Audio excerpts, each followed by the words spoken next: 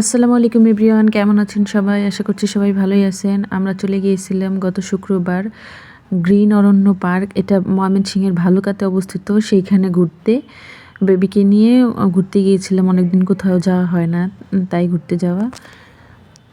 ঘুরতে গিয়ে আমাদের অনেক ভালোই লেগেছে। দেখেন পার্কটা কত সুন্দর, সবুজে ঘেরা। ঢুকতেই আমরা এরকম একটা ঝর্ণার মতন দেখতে পাই।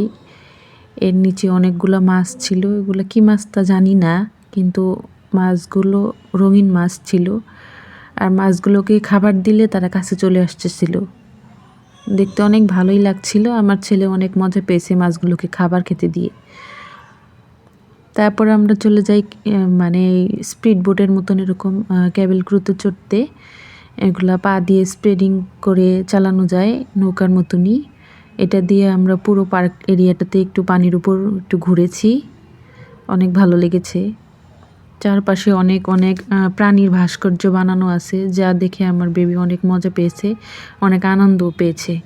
আমার ছেলে তো মাছকে খাবার খেতে দিয়ে তো অনেক মজা পাচ্ছিল, সে এখান থেকে যেতেই চাচ্ছিল না। আমাদেরও অনেক ভালো লাগছিল।